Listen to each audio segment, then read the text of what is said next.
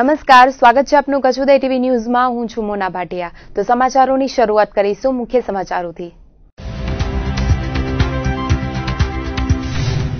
દિગ્ગજ નેતા શંકરસિંહ વાઘેલાએ કોંગ્રેસ સાથે ફાળ્યો છેડો। પોતાના તમામ પદો પરથી બાપુ આપશે રાજીનામું। ભાજપ અને કોંગ્રેસ પર બાપુએ છોડ્યા વાકબાણ। માનકુઆ ગુરુકુળમાં 600 છાત્રોને અપાઈ છૂટી। વધતા જતા વાયરલ ઇન્ફેક્શનને કારણે નિર્ણય। 80 જેટલા બાળકોની આરોગ્ય તંત્ર દ્વારા કરાઈ તપાસ। અબડાસાના અસરગ્રસ્ત ગામોમાં ચૂકવાઈ કેશ ડોલ્સ। 419 કુટુંબોને ₹10.72 લાખની સહાય।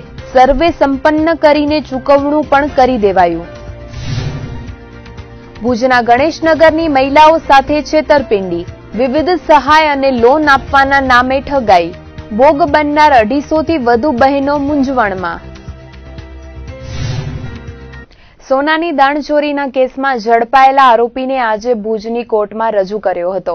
મુન્દ્રામાંથી કંડલા કસ્ટમે 27 કિલોગ્રામ સોનાનો જથ્થો ઝડપી પાડ્યો હતો। બંગારની આડમાં સોનાની દાણચોરીની ઘટનાનો તંત્રએ પર્દાફાશ કર્યો હતો। અમદાવાદની ભાગ્યોદય એન્ટરપ્રાઇઝ નામની પેઢીએ શારજહાંથી સ્ક્રેપ મંગાવ્યું હતું। આ સ્ક્રેપના કન્ટેનરમાં 27 કિલોગ્રામ સોનું મળી આવ્યું હતું, જે કંડલા કસ્ટમે ઝડપી પાડ્યું હતું અને આજે ભાગ્યોદય એન્ટરપ્રાઇઝના માલિક દીપક જયંતિલાલ ઠાકોરને ઝડપી પાડી કોર્ટમાં રજૂ કર્યો હતો। આ પેઢીએ ભારતીય કિંમત મુજબ કુલ 8 કરોડ 84 લાખની કિંમતના સોનાની દાણચોરી કરી હતી, ત્યારે કસ્ટમે 135ની કલમ તળે આરોપીની ધરપકડ કરીને કોર્ટમાં રજૂ કર્યો હતો। અમદાવાદના દાસકોઈ A7 ભોલે શિવ કમ્પાઉન્ડમાં રહેતા આરોપીને કસ્ટમે પકડીને તેનું સ્ટેટમેન્ટ લેવા માટે કોર્ટમાં હાજર કર્યો હતો। આરોપીની ધરપકડ બાદ રિમાન્ડની માંગ માટેની પ્રોસીજર પણ હાથ ધરાઈ હતી। ગોલ્ડની અંદર એની આખી પંચનામાની કાર્યવાહી કરવામાં આવી। પંચનામાની કાર્યવાહીની સાથે સાથે જ્યારે ગોલ્ડ રિકવર થયું, ગોલ્ડ મળી આવ્યું ત્યારે એનું અલગથીનું પંચનામું કરવામાં આવ્યું। 135નો ઓફેન્સ કસ્ટમ એક્ટની કલમ 135નો ગુનો દર્જ કરવામાં આવ્યો અને જે વ્યક્તિએ ઇમ્પોર્ટર તરીકેની ભૂમિકા ભજવી હતી એ ભાગ્યોદય એન્ટરપ્રાઇઝના માલિક દીપક જયંતિભાઈ ઠાકોર, જે અમદાવાદના છે અને ઇમ્પોર્ટર તરીકે જેમણે આખું કન્ટેનર એમણે મંગાવ્યું હતું, એમને કસ્ટમ ઓથોરિટીએ બોલાવી અને એમની એક્ઝામિનેશન કર્યું, એમનું ઇન્વેસ્ટિગેશન કરી અને એમને અરેસ્ટ કર્યા છે। આજે ચીફ જ્યુડિશિયલ મેજિસ્ટ્રેટની કોર્ટ સમક્ષ અમે એનું પ્રોડક્શન કરવા જઈ રહ્યા છીએ, ત્યારે મુન્દ્રા કસ્ટમ માટે ખૂબ જ મોટો કહી શકાય એવા પ્રકારનો કેસ અને લાર્જ ક્વોન્ટિટીમાં જ્યારે ગોલ્ડ મળ્યું હોય ત્યારે 135 ફોલ્સ ડેક્લેરેશનના ગુના નીચે અત્યારે એને કોર્ટની અંદર અમે રજૂ કરીએ છીએ અને 7.84 કરોડનું સોનું મુન્દ્રા અદાણી પોર્ટ ઉપરથી મળી આવ્યું છે। સ્ક્રેપની અંદરથી ઘણી બધી ભૂતકાળની અંદર જે વસ્તુઓ મળી છે એમાં પહેલી વખત લાર્જ ક્વોન્ટિટીમાં સોનું મળ્યું એવા બનાવ છે, એટલે મુન્દ્રા કસ્ટમ માટે ખૂબ જ એક ઐતિહાસિક બનાવ છે અને મુન્દ્રા કસ્ટમની ટીમે જે ડિટેક્શન કર્યું છે SIB અને સાથેના તમામ ઓફિસરોએ અને એની ફલશ્રુતિ સ્વરૂપે જે આજે આરોપીને કોર્ટમાં રજૂ કરવામાં આવે છે, મુન્દ્રા કસ્ટમ માટે ખૂબ મોટો બનાવ છે। એ તપાસનો વિષય છે અને અધિકારીઓ અત્યારે તપાસ કરી રહ્યા છે, ઇન્વેસ્ટિગેશન અત્યારે કન્ટિન્યુ છે, એટલે એ આવનારા દિવસોમાં ખ્યાલ આવશે કે એ ખરેખર કઈ પાર્ટીનો હતો, કોણે મંગાવેલું હતું અને એ ગોલ્ડ કોણ લઈ જવાનું હતું અને એ પછીના સિક્વન્સની અંદર જો બીજું આવું કંઈ સ્મગલિંગ મારફતે જે ગોલ્ડ આવવાનું હતું એ શું છે, એ બધું તપાસનો વિષય છે અને હજી તપાસ ચાલુમાં છે। ભુજમાં 4 વર્ષ જૂના હત્યા કેસમાં આરોપીને આજીવન કેદની સજા ફટકારવામાં આવી છે। ભુજના હમીરસર કાંઠે આવેલી ઈદગાહ પાસે વર્ષ 2013માં હત્યા થઈ હતી, જેનો કેસ ભુજની સત્ર અદાલતમાં ચાલી જતા આરોપી આઝાદ યુસુફ સીદીને કોર્ટે આજીવન કેદની સજા ફટકારી હતી। સમગ્ર બનાવની વિગત મુજબ ગત 16મી જાન્યુઆરી 2013ના હત્યાની ઘટના ઘટી હતી, જેમાં મૃતક ઇસ્માઇલ ઇબ્રાહીમ લંગાને આરોપી યુસુફ આઝાદ સીદીએ પથ્થરના ઘા મારીને કુહાડી વડે પ્રહારો કરીને હત્યા નિપજાવી હતી। આરોપીએ મૃતક સાથે સૃષ્ટિ વિરુદ્ધનું કૃત્ય કરવાના ઈરાદે પથ્થરથી હુમલો કર્યો હતો, ત્યારબાદ કુહાડી મારીને હત્યા નિપજાવી હતી। આ કેસ ભુજની સેશન્સ કોર્ટમાં ચાલી જતા એડિશનલ સેશન્સ જજ AI દેસાઈએ આજીવન કેદની સજા ફટકારી હતી। આ કેસમાં સરકારી વકીલ તરીકે KC ગોસ્વામીએ દલીલો કરીને કેસ સાબિત કર્યો હતો। અદાલતની અંદર જ્યારે એની સામે ટ્રાયલ ચાલી ત્યારે અમારા તરફથી કુલ 15 વિટનેસને તપાસવામાં આવ્યા અને 5 અમે સરકારી સાહેબો બીજા તપાસ્યા, જેમાં FSLના નિષ્ણાત, પોસ્ટમોર્ટમ કરનાર ડોક્ટર તપાસ કરનાર અધિકારી, જે રૂટીનમાં એફએસએલ વાહન હોય છે એના અધિકારીને તપાસ્યા. કુલ અમે 20 મૌખિક પુરાવો, મૌખિક સાહેદોને અમે તપાસ્યા અને કુલ 30 દસ્તાવેજી આધારો અમે અદાલત સમક્ષ રજૂ કર્યા, જેમાં ઇન્ક્વેસ્ટ પંચનામું હતું, એફએસએલના રિપોર્ટ હતા, સ્થાનિક જગ્યાનું પંચનામું, એનો પોસ્ટમોર્ટમ રિપોર્ટ. અદાલતે આ સંજોગોમાં જ્યારે કોઈ નજરી શાયદ નહોતું ત્યારે જે સંજોગો ત્યાં સ્થળ ઉપર જે બનેલા હતા, જે એની બાજુમાંથી પથ્થર મળી આવ્યો, જે લાશ ઊંધી પડી હતી એના ઉપર જે આઝાદ યુસુફ સિદ્દી નામનો જે આરોપી છે એના ઉપર બેઠેલો હતો, એવા કન્ડિશનમાં જ્યારે જોયું ત્યારે એને મૃત્યુ નિપજાવતા નહીં જોયું ફરિયાદીએ, પરંતુ એને એ સંજોગોમાં જોયો અને સંજોગોને આધારે સર્કમસ્ટન્શિયલ કેસ ઉપર અદાલતે જ્યારે અમારો એવિડન્સ માન્યો ત્યારે એને આજીવન કેદની સજા કરી અને આ ગુનાની અંદર આજીવન કેદની સજાની સાથે સાથે એને 5,000નો દંડ પણ કરવામાં આવ્યો છે. બાપુએ બાય બાય કરી દેતા ગુજરાત કોંગ્રેસને મરણતોલ ફટકો પડ્યો છે. વિધાનસભાની ચૂંટણી પૂર્વે જ પક્ષના દિગ્ગજ નેતા શંકરસિંહ વાઘેલાએ કોંગ્રેસમાંથી નિવૃત્તિ જાહેર કરી છે. સાથે કોંગ્રેસની ચિંતામાં વધારો કરી દીધો છે. આજે બપોરે ગાંધીનગર ખાતે યોજાયેલા સમસંવેદના સંમેલનમાં શંકરસિંહ વાઘેલાએ કોંગ્રેસ તેમજ ભાજપ સરકાર પર આકરા પ્રહારો કર્યા હતા. સાથે જ પક્ષે મને હાંકી કાઢ્યો હોવાની વાત પણ કરી હતી. સાથે જ જણાવ્યું હતું કે હું કોંગ્રેસને મારા બંધનમાંથી મુક્ત કરું છું. બાપુએ કહ્યું હતું કે આજે હું એક પણ પક્ષમાં નથી. તેમણે કહ્યું હતું કે હું ભાજપમાં પણ જોડાવાનો નથી. રાજ્યસભાની ચૂંટણી બાદ હું વિધાનસભાનું પદ એટલે કે ધારાસભ્ય પદ પણ છોડીશ. રાજ્યસભાની ચૂંટણી બાદ એટલે કે 15મીએ ધારાસભ્ય પદ છોડીશ અને બાદમાં હું જનતાને સમર્પિત રહીશ. જન્મદિનના ઉપલક્ષમાં યોજાયેલ સમસંવેદના કાર્યક્રમમાં સંબોધન દરમિયાન જણાવ્યું હતું કે હવે હું કોઈ પણ પક્ષમાં નથી. હું દરેક પક્ષમાંથી મુક્ત થાઉં છું. કોઈ પણ પક્ષમાં જોડાવાનું નથી. એટલે કે તેમણે રાજકીય નિવૃત્તિ જાહેર કરી હતી. તેમણે વધુમાં જણાવ્યું હતું કે ભાજપ છોડતી વખતે જે વ્યથાનો સામનો કર્યો હતો તેવી વ્યથા હું આજે પણ અનુભવું છું. બાપુએ એમ પણ કહ્યું હતું કે કોંગ્રેસી નેતાઓના મોઢે શિસ્તની વાતો શોભતી નથી. મને પક્ષમાંથી કાઢવાનું ઘણા વખતથી ષડયંત્ર ચાલી રહ્યું હતું.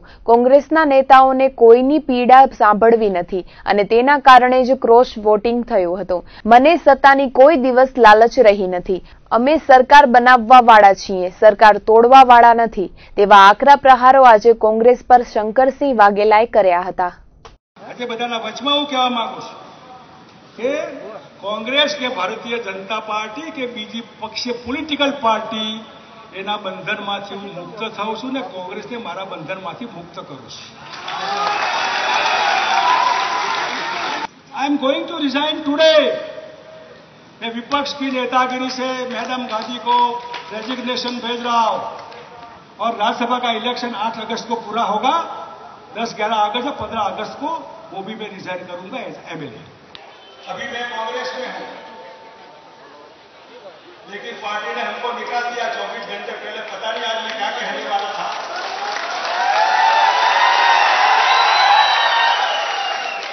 मैं क्या कहता इनको क्या मालूम, लेकिन पता नहीं इनकी इच्छा नहीं थी. હતા કે એમના જન્મ દિવસે આવું કોઈ પણ જાહેરાત ના થાય. પ્રદેશ કોંગ્રેસ સમિતિની આખી કોર કમિટીએ જઈને કહ્યું હતું કે જે કંઈ ઇસ્યુઝ હોય રાજકારણમાં નેતૃત્વમાં પણ દરેકના વિચારનું એકબીજાએ સન્માન વિધિન પાર્ટી આપણે કરવું પડે ને આપણે કરતા આવ્યા હોય છે. જન્મના દિવસે શું જાહેર કરવાના છે કોઈને ખબર નહોતી એવું નહોતું. અમે કોર કમિટીના સભ્યો ગયા ત્યારે એમણે કહ્યું કે હું કહું છું એમ કાં એ પહેલા કરો, જો પાર્ટી ના કરે તો હું જન્મદિવસના દિવસે હું જાહેરાત કરીને હું નિવૃત્તિ જાહેર કરીશ. સ્વાભાવિક રીતે વિરોધ પક્ષના નેતા, કોંગ્રેસ પક્ષના અમારા નેતા હોવાના નાતે આવો નિર્ણય કરતા હોય એમાં કોઈ ભાગીદાર થવા નહોતા માંગતા. મને લાગે છે કોઈ ગેરસમજણ એ પણ ના રહેવી જોઈએ. મેં એઆઈસીસીમાં પણ પૂછી લીધું, એમને કોઈ 24 કલાક પહેલા હાંકી કાઢવા, પક્ષમાંથી દૂર કરવાનો કોઈ નિર્ણય નહોતો. હું માનું છું કે ગુજરાતની જનતા આખરે બધું જ જોતી હોય છે. પબ્લિક હૈ, સબ જાનતી હૈ. ભારતીય જનતા પાર્ટીના જેમ ડૂબતો તણખલું ઝાલે એમ હવે જિલ્લા પંચાયત, તાલુકા પંચાયતમાં એમનો સફાયો ગુજરાતની જનતાએ કર્યો. ગુજરાતમાં ભાજપની સરકાર સરકાર બને એવા એંધાણ નથી રહ્યા ત્યારે કોંગ્રેસ તોડે એના માટે જે કરવું હોય તે કરો. કોંગ્રેસને તોડવાથી અમે જીતી જઈશું એવું ભારતીય જનતા પાર્ટીને વિશ્વાસ હોય તો એ હું માનું છું કે દિવા સ્વપ્ન જેવું છે. જનતા આખરે આવી કોઈ પણ હથગંડા કે ભારતીય જનતા પાર્ટી કરશે તો કોંગ્રેસને આશીર્વાદ વધારે બળવત્તર ગુજરાતની જનતાના બનીને મળશે. કોંગ્રેસ પક્ષના ધારાસભ્યશ્રીઓને પણ હું અભિનંદન આપીશ. બાપુએ આજે કોંગ્રેસ છોડી છે એવું કોંગ્રેસ કહે છે, પણ બાપુ કહે છે કે કોંગ્રેસે એને કાઢી મૂક્યા. 24 કલાકની અંદર વિરોધ પક્ષના નેતા પદે હજી પણ શરૂ હોય, એમનો જન્મદિવસ હોય, જન્મદિવસની ઉજવણીમાં શુભેચ્છા આપવા માટે સ્વાભાવિક છે કાર્યકર્તા આવતા હોય, એમને રોકવા અને બાપુના કહેવા મુજબ બાપુને કાઢી મૂકવા મને એમ છે બહુ દુઃખદ ઘટના છે. કોંગ્રેસમાં આંતરિક ઝઘડાઓ એ પરાકાષ્ઠાએ છે. બાપુ એમના સંવેદના સંમેલનમાં બોલી ચૂક્યા છે.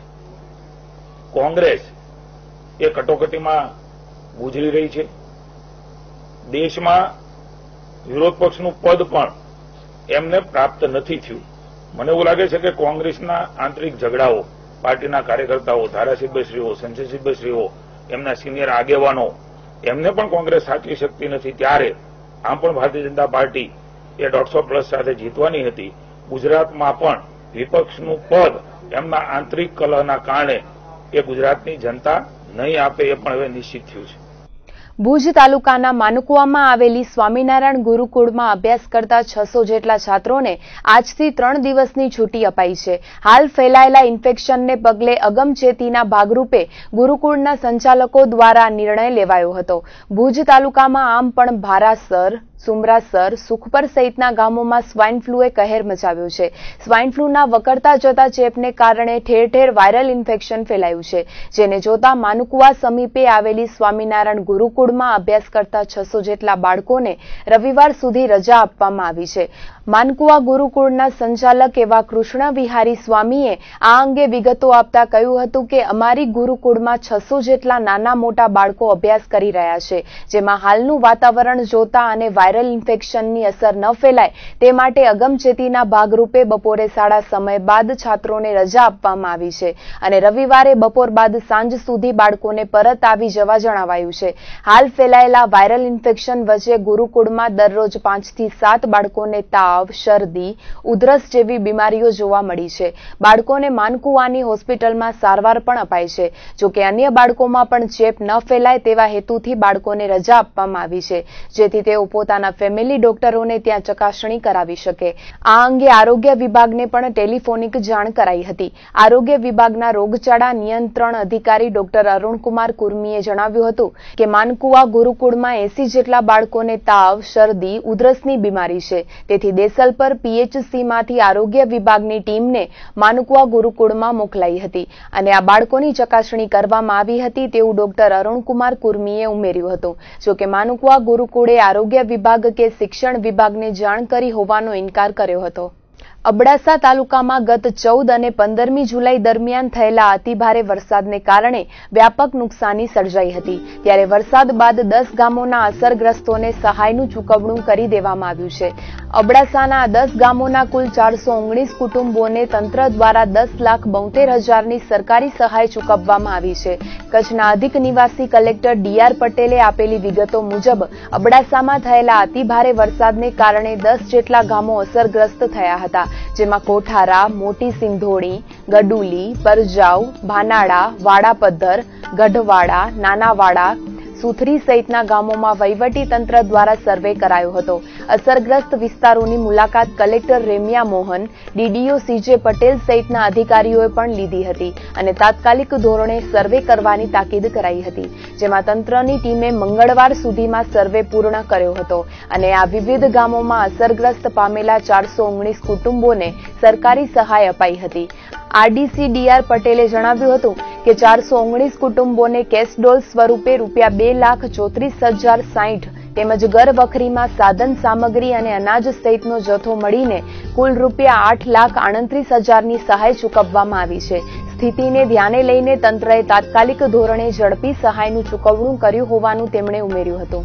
અબડાસા તાલુકામાં ભારે વરસાદ 14-15 તારીખના રોજ પડ્યો હતો અને ત્યારબાદ જે ગામોને અસરગ્રસ્ત હતા એ ગામોનું સર્વે મંગળવાર સુધીમાં પૂરું કરી અને બુધવારના રોજ એ બધી સહાય ચૂકવી દેવામાં આવી છે, કેસ્ટ્રોલ્સ અને ઘર વખરીની. ટોટલ 14 ગામો અસરગ્રસ્ત હતા. એ પૈકી 10 ગામોના 419 કુટુંબને ઘર વખરી અને કેસ્ટ્રોલની સહાય ચૂકવી દેવામાં આવી છે અને આશરે 10,60,000 જેટલી રકમ થઈ છે. આગામી સમય 21 થી 24 દરમિયાન ભારે વરસાદની આગાહી આપણને રાહત કમિશનરથી તરફથી મળેલું છે અને એના આધારે તમામ તાલુકા તંત્ર અને જિલ્લા વહીવટી તંત્રએ તમામને એલર્ટ કરી દીધા છે. અબડાસાના મંજલ નજીક આવેલ નવલખા ડેમમાં પડેલા ગાબડા બાદ ગાંધીનગરની ટીમે સર્વે હાથ ધર્યો હતો. ગાંધીનગરના મુખ્ય પંચાયતી ઇજનેર કાનાણી તેમજ માઇનોર ઇરિગેશન પ્લાનિંગ કમિટીના 2 સભ્યોએ નવલખા ડેમની મુલાકાત લીધી હતી. વરસતા વરસાદે તળાવ તૂટવાના કગાર પર હોવાના કારણે વહીવટી તંત્ર પણ હરકતમાં આવ્યું હતું. જે ડેમ તૂટે તો કેટલા ગામોને નુકસાની થઈ શકે તે અંગે વહીવટી તંત્રએ સર્વે પણ કર્યું હતું. જોકે ગાંધીનગરની ટીમે સર્વે કરી ડેમ યોગ્ય હાલતમાં હોવાનું જણાવ્યું હતું. ડેમની ચડતરમાંથી પાણી લીકેજ થતું હોવાથી ડેમ તૂટે તેવી અવસ્થામાં ન હોવાનું ગાંધીનગરની ટીમે જણાવતા વહીવટી તંત્રએ રાહતનો શ્વાસ લીધો હતો. આ અંગે જિલ્લા પંચાયત સિંચાઈ વિભાગના વાય.જે. પરમારે જણાવ્યું હતું કે ડેમની હાલત હાલ યોગ્ય છે, કોઈને ગભરાવવાની જરૂર નથી અને થોડા સમયમાં જ ડેમનું રિપેરિંગ કાર્ય પૂર્ણ કરી દેવામાં આવશે. નવલખા ડેમની અમે વિઝિટ કરી હતી, ડીડીઓ સાહેબે વિઝિટ કરી. ગાંધીનગરથી મુખ્ય ઇજનેર શ્રી કાનાણી સાહેબ પણ આવ્યા હતા અને સીડીઓના બંને સાહેબો આવ્યા હતા, ત્રિવેદી સાહેબ અને શાહ સાહેબ. સ્થળ પર જોતા એવું લાગ્યું, અમે પણ જોયેલું હતું, એની અંદર જમણી બાજુનો જે વિંગ વોલ છે એબટમેન્ટ, એમાં ચણતરમાંથી સામાન્ય લીકેજ હતું, એટલે કોઈ ડેન્જર હતું નહીં. પણ આ ખોટો મેસેજ પહોંચી ગયો છે એટલે અત્યારે સલામત છે. સર્વે કરાયું છે, ખાસ કરીને લોકોને શું અપીલ કરશો? હવે લોકોને પૂછ્યું તો લોકો કે આ તો છેલ્લા 2-3 વર્ષથી આ ટાઈપનું થાય છે, કે એટલું ડેન્જર હતું નહીં. લોકોને સાહેબ આજુબાજુના ગામના લોકો છે એમને શું અપીલ કરશો અમારા માટે? ગભરાવાની કોઈ જરૂર નથી, આ ડેમ સલામત છે. ગત સપ્તાહે કચ્છમાં થયેલ સાર્વત્રિક વરસાદ બાદ નાની સિંચાઈ યોજનાના 170 ડેમમાંથી 51 ડેમો ઓગનાઈ ચૂક્યા છે. પ્રથમ વરસાદે જ 41 ડેમો ઓગન્યા હતા. ત્યારબાદ 2 દિવસ પૂર્વે કચ્છમાં થયેલ વરસાદને કારણે વધુ 6 ડેમોમાં પાણી આવતા ડેમ ઓગની ગયા હતા, જ્યારે ગઈકાલે પણ વધુ 4 ડેમ ઓગની જતા આંક 51 પર પહોંચ્યો છે. ભુજ તાલુકાના 10 ડેમ, માંડવીના 4, લખપતના 13, અબડાસાના 18 અને ભચાઉના 6 ડેમ ઓગન્યા છે, જ્યારે અન્ય તળાવોમાં પણ સારા એવા પ્રમાણમાં પાણી આવી ગયું છે. ઉલ્લેખનીય છે કે દર વર્ષે અબડાસા, લખપત અને બન્નીના વિસ્તારોમાં પાણીની સમસ્યા સર્જાતી હોય છે અને અછત જેવી પરિસ્થિતિનું નિર્માણ થતું હોય છે. ત્યારે આ વર્ષે થયેલ મેઘમહેરથી અછતને દેશવટો મળ્યો છે. તો ભચાઉના 6, ભુજના 10 અને અબડાસાના 18 ડેમ ઓગની જતા આ વર્ષે આ વિસ્તારમાં પાણીની સમસ્યા વધુ નહીં સર્જાય તેવી સ્થિતિ હાલ દેખાઈ રહી છે. આગામી 3 દિવસો દરમિયાન પણ મોસમ વિભાગ દ્વારા વરસાદની આગાહી કરવામાં આવી છે. ત્યારે જો આ 3 દિવસ દરમિયાન કચ્છમાં સાર્વત્રિક મેઘમહેર થાય તો કચ્છના નાની સિંચાઈ યોજનાના મોટાભાગના ડેમ ઓગની જશે તેવું હાલ લાગી રહ્યું છે. કચ્છમાં કુલ જિલ્લા પંચાયત હસ્તકના 170 નાની સિંચાઈ યોજનાઓ છે, જે પૈકી 51 યોજનાઓ અત્યારે ઓવરફ્લો થઈ છે. બાકીની યોજનાઓમાં અંશતઃ પાણી આવે છે. સર, ક્યાં ક્યાં ડેમ ઓવરફ્લો થયા છે? તાલુકા વાઇઝ વાત કરીએ તો કેટલા? આમાં ભુજ તાલુકાની અંદર 10 ડેમ ઓવરફ્લો થાય, મોરબીની અંદર 4 ડેમ ઓવરફ્લો થાય, લખપતમાં 13, અબડાસામાં 18 અને ભચાઉમાં 6 ડેમ ઓવરફ્લો થાય. ખદીર વિસ્તારના ભચાઉમાં 6 ડેમ ઓવરફ્લો. નખત્રાણા તાલુકાના વજીરા વાંઢનો માર્ગ ધોવાઈ જતા ગ્રામજનો મુશ્કેલીમાં મુકાયા છે. વરસાદને પગલે કાચો માર્ગ ધોવાઈ જવાથી એમ્બ્યુલન્સ પણ વાંઢમાં જઈ શકતી નથી, ત્યારે સત્વરે માર્ગની મરમ્મત કરવામાં આવે તેવી માંગ ઉઠી છે. નખત્રાણાથી હાજીપીર જતા માર્ગ વચ્ચેથી ફંટાતો વજીરા વાંઢ જવાનો રસ્તો વરસાદમાં ધોવાઈ જવાથી આ વાંઢમાં જવાનો રસ્તો અવરોધાયો છે. આપાતકાલીન સમયે આ ગામમાં એમ્બ્યુલન્સ પણ પહોંચી શકી ન હતી. લુડબાઈ જૂથ ગ્રામ પંચાયતમાં આવતી આ વજીરા વાંઢના સ્થાનિક અગ્રણી અબ્દુર્રહેમાન સૈયાએ આ અંગે સત્વરે રોડ બનાવવામાં આવે તેવી માંગ કરી છે. તેમના કહેવા મુજબ અગાઉ પણ અનેક વખત રજૂઆતો કરાઈ છે, પરંતુ નખત્રાણા હાજીપીર રોડ પરથી વજીરા વાંઢને જોડતો માર્ગ બનાવાયો નથી. તેવામાં હાલ થયેલા વરસાદથી માર્ગ ધોવાઈ જવાને કારણે આ ગામ સંપર્ક વિહોણું થઈ ગયું છે. ત્યારે લુડબાઈ જૂથ ગ્રામ પંચાયતના સરપંચ ભસરિયાભાઈએ પણ વજીરા વાંઢનો માર્ગ સત્વરે બનાવવામાં આવે તેવી માંગ કરી છે. સાંતલપુરથી કચ્છમાં આવી રહેલ 87,000નો શરાબ પોલીસે ઝડપી પાડ્યો હતો. સાંતલપુર પોલીસ રાત્રે પેટ્રોલિંગમાં હતી. તે દરમિયાન મળેલી બાતમીના આધારે સુઈ ગામથી જજામ તરફ ટાટા સુમો ગાડીમાં અંગ્રેજી શરાબ હોવાની જાણકારી મળી હતી, જેને આધારે પોલીસે નાકાબંધી કરી હતી. પરંતુ ગાડીનો ચાલક પોલીસને જોઈને નાસી છૂટ્યો હતો. ગાડીમાં તલાશી લેતા 180 mlના 772 બોટલ શરાબ પોલીસે જપ્ત કર્યો હતો. જ્યારે ગાડી સહિત સાંતલપુર પોલીસે 1,87,000નો મુદ્દામાલ જપ્ત કરીને આગળની તપાસ હાથ ધરી છે. કચ્છ જિલ્લામાં વરસાદી માહોલ વચ્ચે પણ ભૂગર્ભીય સળવળાટ તેજ બન્યો છે. ત્યારે ખાવડા નજીક આજે વહેલી પરોઢે 2.7ની તીવ્રતાનો કંપન અનુભવાયો હતો. લાંબા સમય બાદ ખાવડા નજીક ભૂકંપનો હળવો આંચકો અનુભવાયો હતો. સિસ્મોલોજી કચેરી ગાંધીનગરથી પ્રાપ્ત થયેલ વિગતો મુજબ આજે વહેલી પરોઢે 4 વાગ્યાના અરસામાં ખાવડાથી 43 કિલોમીટર દૂર ભૂગર્ભમાં 18.5 કિલોમીટર ઊંડાઈએ ભૂકંપનું કેન્દ્રબિંદુ નોંધાયું હતું. રિક્ટર સ્કેલ પર ભૂકંપના આંચકાની તીવ્રતા 2.7ની નોંધાઈ હતી.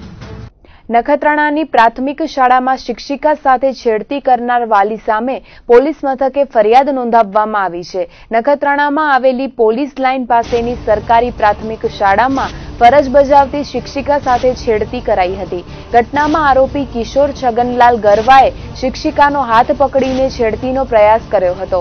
આરોપીના બાળકો આ શાળામાં અભ્યાસ કરી રહ્યા છે અને સતત ગેરહાજર રહેવાના કારણે વાલીને શાળામાં બોલાવાયા હતા. તે દરમિયાન રજિસ્ટરમાં સાઇન કરવાનું કહેતા વાલીએ જીભાજોડી કરીને શિક્ષિકાનો હાથ પકડી લીધો હતો. આ સબબ નખત્રાણા પોલીસ મથકે ફરિયાદ નોંધાઈ હતી. નખત્રાણા તાલુકાના ભારાપર વિરાણીમાંથી પોલીસે 53,000ના શરાબ સાથે એક આરોપીને ઝડપી પાડ્યો હતો, જ્યારે 2 આરોપીઓ નાસી છૂટ્યા હતા. ભારાપર ગામમાં જ એક ખંડેરમાંથી શરાબનો જથ્થો ઝડપી પાડ્યો હતો. શરાબ સાથે આરોપી શંભુદાન હરિદાન ગઢવીની ધરપકડ કરાઈ હતી, જ્યારે નરેશ શંભુદાન ગઢવી તેમજ ધર્મેન્દ્રદાન મનોજદાન ગઢવી નાસી ગયા હતા. તો પોલીસે શરાબ ઉપરાંત બાઇક અને અલ્ટો કાર મળીને કુલ 1,83,000નો મુદ્દામાલ જપ્ત કર્યો હતો. લોભ અને લાલચમાં આવીને અનેક લોકો સાથે ઠગાઈ થવાના કિસ્સાઓ સમયાંતરે પ્રકાશમાં આવતા જ હોય છે. ત્યારે ભુજના ગણેશનગરમાં બહેનોને વિધવા સહાય અને મહિલાઓને લોન આપવાની લાલચ આપીને લાખોની ઠગાઈ કરાઈ હોવાનું સામે આવ્યું છે. સમગ્ર છેતરપિંડીની ઘટના કંઈક એવી બની છે કે ભુજના ગણેશનગરમાં કેટલાક લેભાગુ તત્વોએ એવી વાતો ફેલાવી હતી કે વિધવાઓને 18,000ની સરકારી સહાય તેમજ વાસણની કીટ આપવામાં આવે છે. આવી વાતો ફેલાવીને 60 જેટલી બહેનો પાસેથી 260 રૂપિયા અને ડોક્યુમેન્ટ ઉઘરાવવામાં આવ્યા હતા. તો અન્ય 200 જેટલી મહિલાઓ પાસેથી લોન અપાવવાના નામે 600 રૂપિયા ઉઘરાવવામાં આવ્યા હતા. લોનમાં સબસિડી આપવાની લાલચ આપીને મહિલાઓ પાસેથી ડોક્યુમેન્ટ સાથે નાણાં લઈ લેવાયા હતા. મોટાભાગના આખા ગણેશનગરની મહિલાઓ આ લોભામણી જાહેરાતોમાં ફસાઈને છેતરાઈ છે.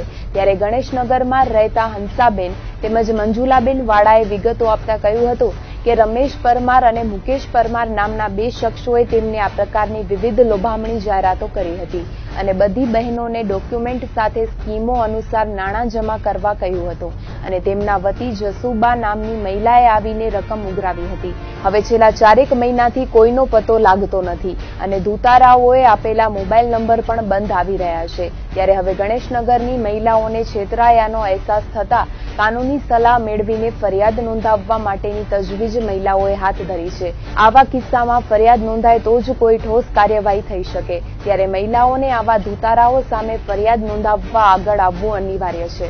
અમારા વિસ્તારમાંથી અમારા શું કહેવાય જે મુકેશભાઈ પરમાર કરીને એનો અમને ફોન આવ્યો હતો કે જે વિધવા બહેનો હોય એને સહાય મળશે અને વાસણની કીટ મળશે અને 18,000 રૂપિયા મળશે. જેના જે 40 વર્ષથી બેન નાના હોય અને જેના છોકરા 18 વર્ષથી મોટા ના હોય, કમાતા ના હોય એવા બહેનોને 18,000 રૂપિયા મળશે અને તમે પૈસા બધા બહેનો કરીને ડોક્યુમેન્ટ અને પૈસા લઈને ઉઘરાવી રાખો તો અમે લઈ જશી ને તમને બધા આ બધી વસ્તુ મળશે, જેમ પાકો વિશ્વાસ દેવડાવ્યો. પછી અમે અમારા વિસ્તારમાં બધા બહેનોને વાત કરી કે વાસણની કીટ મળશે અને વિધવા બહેનો હોય એને જેને 18,000 રૂપિયા મળશે. તો અમારા વિસ્તારમાંથી બધા બહેનો પૈસા અને ડોક્યુમેન્ટ આપ્યા અને એવા 60-70 જણાના અમારા વિસ્તારમાંથી પૈસા અને ડોક્યુમેન્ટ લઈ ગયા. 260 રૂપિયા એક બેનના, એવા 60 બહેનોના અમારા વિસ્તારમાંથી લઈ ગયા છે.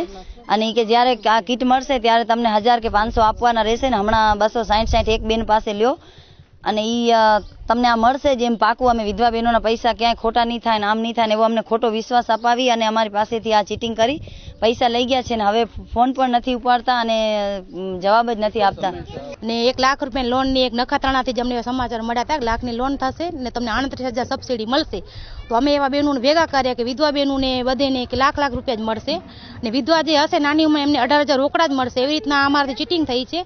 ને હવે ભાઈ એક જસુબા કરીને નલિયાથી આવ્યા હતા, એક ભાઈ સાહેબે કીધું મારા એક બેન આવે છે એ જ પૈસા લેવા માટે આવશે, તમે એમને રૂપિયા આપી દેજો. અમે કીધું ભલે. તો અમે બધા બહેનો ભેગા થઈ ને અમારા ઘરે જ અમે રૂપિયા આપ્યા છે. ટોટલ અમે 270 બહેનો જેવા છીએ. અમે એક બેનના 600 રૂપિયા અમે આપ્યા છે. એવા અમે બધી બહેનો વિધવા છે ભેગી ને બીજા પણ બધા બહેનો છે. ટોટલ બહેનોના બધેને 600 કરીને ભાઈ લઈ ગયો છે. હવે ફોન નથી ઉપાડતો, નથી કોઈ બેન ભાઈના સમાચાર. માંડવી તાલુકાની એટીવીટી સહ સંકલન સમિતિની બેઠક મળી હતી. માંડવી મુન્દ્રાના પ્રાંત અધિકારી શ્રી વસ્તાની તેમજ આ વિસ્તારના ધારાસભ્ય તારાચંદભાઈ છેડાની અધ્યક્ષતામાં મળેલી બેઠકમાં વિવિધ મુદ્દાઓ અંગે પરામર્શ કરીને લોકોના પ્રશ્નો અને સમસ્યાઓ હલ કરવા માટેની ચર્ચા વિચારણા કરાઈ હતી. બેઠકમાં ધારાસભ્ય તારાચંદભાઈ છેડાએ આયોજન અને એટીવીટીની યોજનાઓની કામગીરી અંગે સમીક્ષા કરી હતી. માંડવીમાં ચાલતા વિવિધ વિકાસ કામોની પ્રગતિ અંગે જાણકારી લેવામાં આવી હતી. તેમજ લોકો તરફથી આવતી રજૂઆતોને અધિકારીઓ સમક્ષ મૂકીને લોકોના પ્રશ્નો હલ કરવા માટે તાકીદ કરાઈ હતી. ચાલુ વર્ષે શ્રીકાર વરસાદ થયો છે ત્યારે અછતને દેશવટો અપાયો હોવાનું ધારાસભ્ય તારાચંદભાઈ છેડાએ જણાવ્યું હતું. તો ભારે વરસાદથી થયેલી નુકસાની અંગે પણ વિવિધ ખાતાઓ દ્વારા ઝડપથી કામગીરી કરાય તેવી સૂચના અપાઈ હતી. આ ઉપરાંત ધારાસભ્ય તારાચંદભાઈ છેડાએ આગામી નર્મદા મહોત્સવના આયોજન સંદર્ભે પણ માર્ગદર્શન આપ્યું હતું અને માંડવી તાલુકામાં નીકળનાર નર્મદા રથયાત્રા અંગે આયોજન કરાયું હતું. પ્રાંત અધિકારી શ્રી વસ્તાનીએ તાલુકાના વિવિધ ખાતાના અધિકારીઓ સાથે પરામર્શ કર્યો હતો, જેમાં એટીવીટીના ચાલતા કામો અંગે રિવ્યુ કરાયો હતો.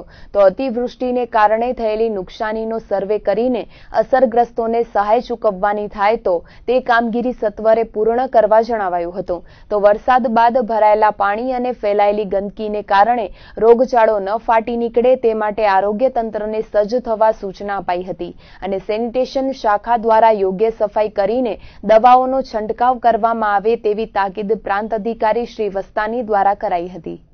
નગરપાલિકાના હોલमध्ये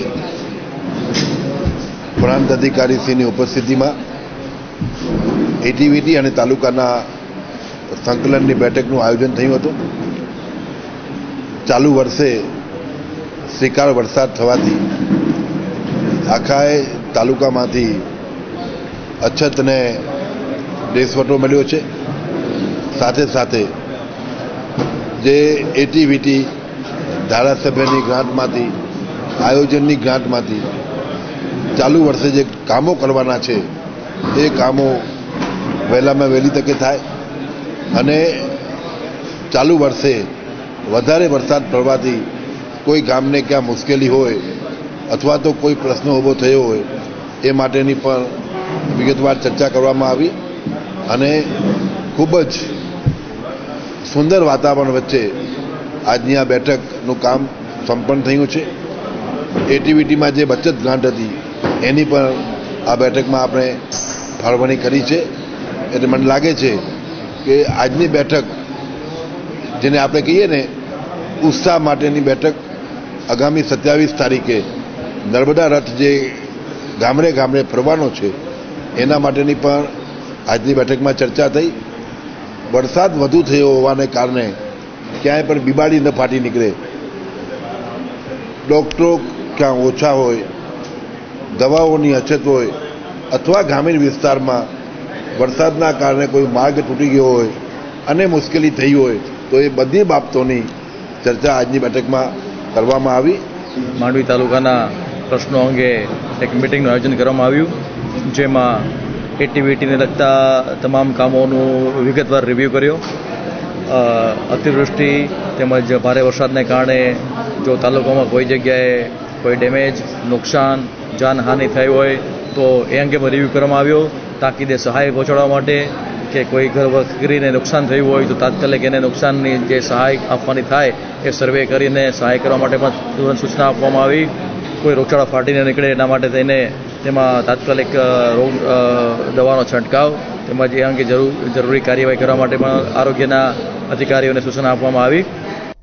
જીએસટી લાગુ થયા બાદ અનેક વેપાર ઉદ્યોગને અસર પહોંચી છે. તેવામાં જાહેર બાંધકામને પણ જીએસટીને કારણે મહત્તમ અસર પહોંચી છે. તેવામાં કચ્છ જિલ્લા કોન્ટ્રાક્ટર એસોસિએશન દ્વારા ધરણા યોજીને કલેક્ટરને આવેદનપત્ર પાઠવવામાં આવ્યું હતું. ગુજરાત કોન્ટ્રાક્ટર એસોસિએશનના એલાનને પગલે કચ્છ જિલ્લા કોન્ટ્રાક્ટર એસોસિએશન દ્વારા અચોક્કસ મુદતની હડતાલ શરૂ કરાઈ છે.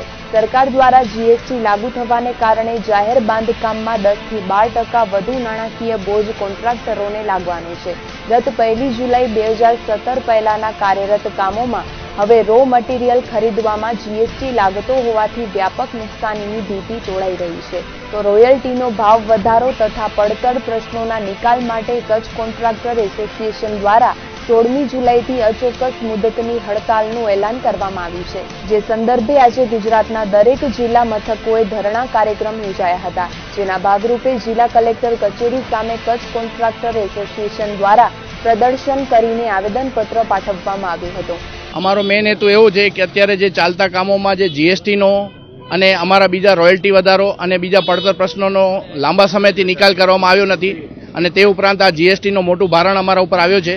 તો આ બાબતે દરેક જિલ્લા, અમારો કચ્છની દરેક જિલ્લા વાઇઝ ગુજરાત કોન્ટ્રાક્ટર એસોસિએશનના આદેશથી આ ધરણા કાર્યક્રમ યોજવામાં આવ્યો છે.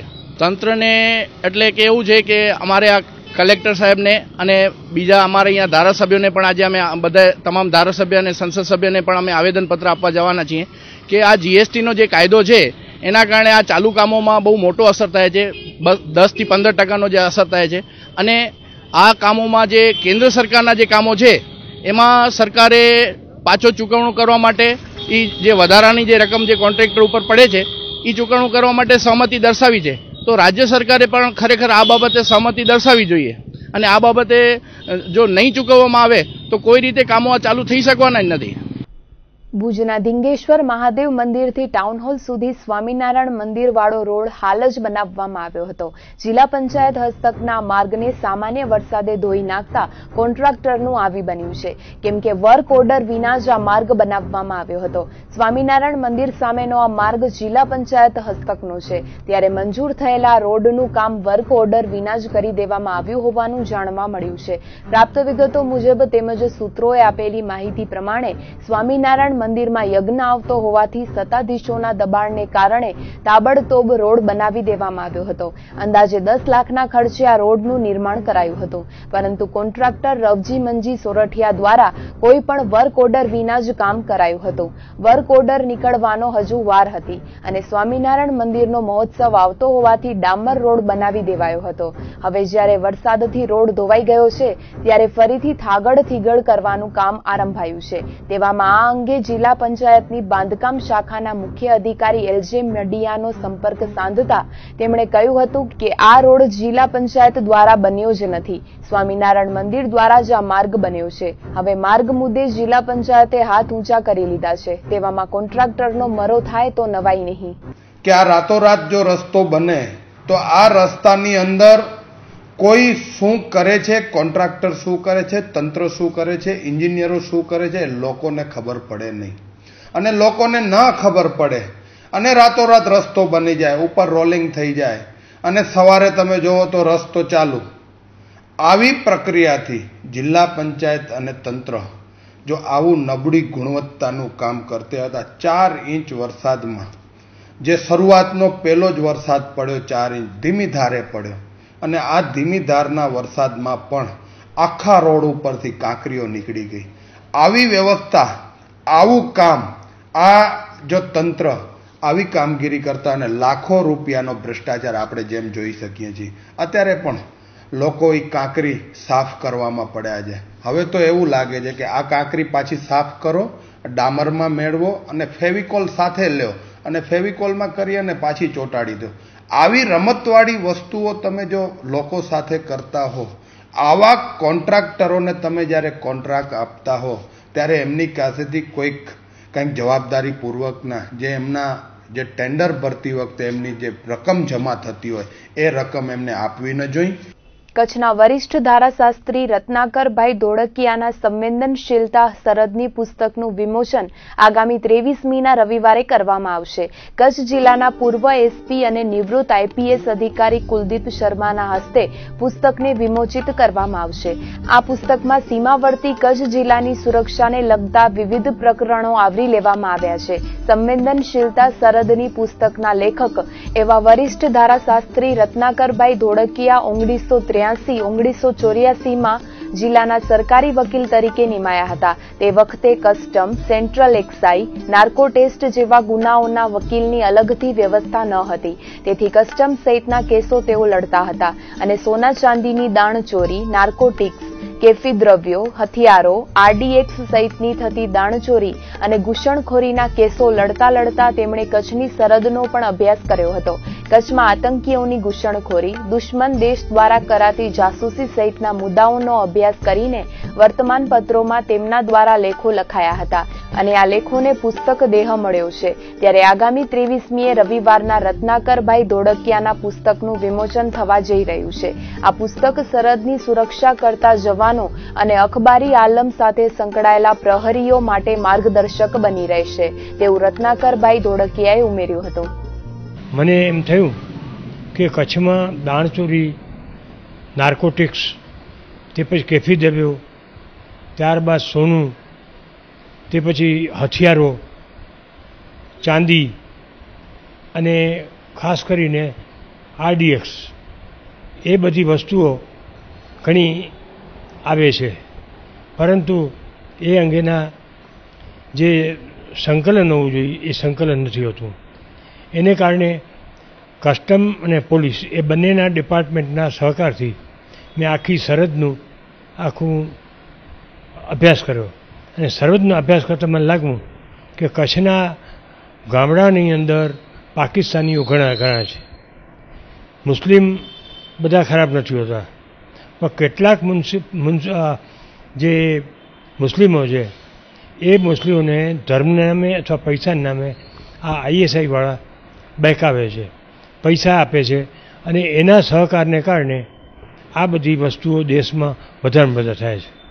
આ જેમને પણ કોઈને આ બધી કચ્છની પુસ્તિકામાં અને જે લેખો છે એમણે વાંચ્યા છે અને રસ હોય એ પ્રજાને મારી નમ્ર વિનંતી છે કે તેઓ હાટકેશ કોમ્પ્લેક્સમાં 5:30 વાગે 23 તારીખના રવિવારના હાજર રહી અને આ બાબતમાં જુદા જુદા વક્તાઓની વાણીનો લાભ લે. અને ખાસ તો મારે આ તબક્કે કચ્છ ઉદયનો પણ આભાર માનવો જોઈએ, કારણ કે કચ્છ ઉદય સાથેના મારા સંબંધો કચ્છ ઉદય જ્યારથી થયું હતું ત્યારથી ગંગારામભાઈએ અને એમના પરિવારે અને કચ્છ ઉદય પરિવારે મારી સાથે હંમેશા મીઠા સંબંધ રાખ્યા છે. અને એ સંબંધની અંદર એમણે જ્યારે મારા ઉપર માર પડ્યો ત્યારે પણ સ્ટોરીઓ આપી.